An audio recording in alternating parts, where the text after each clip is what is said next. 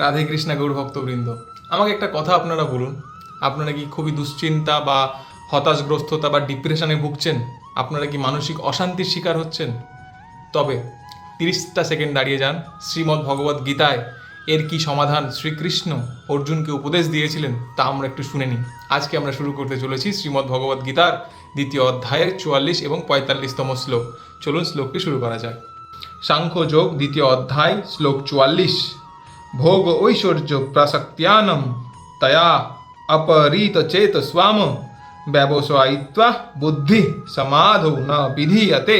যার বঙ্গানুবাদ করলে দাঁড়ায়, যাদের চিত্ত জড় সুখ ভোগ ও ঐশ্বর্যের প্রতি একান্তভাবে আসক্ত, সেই সমস্ত বিবেক বর্জিত বিমূঢ় ব্যক্তিরা ভগবানের ভক্তিযুক্ত সেবায় একনিষ্ঠতা লাভ করে না। শ্লোক 45, 2য় অধ্যায়।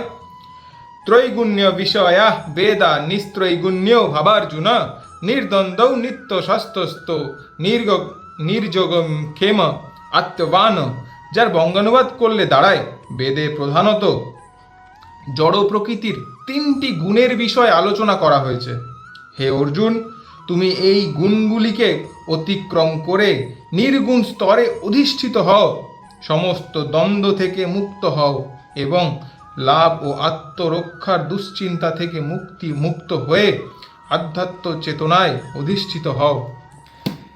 যার মাধ্যমে আমরা একটা জিনিস বুঝতে পারলাম, ভক্তিযোগের পথেই একমাত্র সমস্ত জীবনের জড় চিন্তা, অশান্তি, হতাশগ্রস্ততার থেকেই মুক্তির উপায়।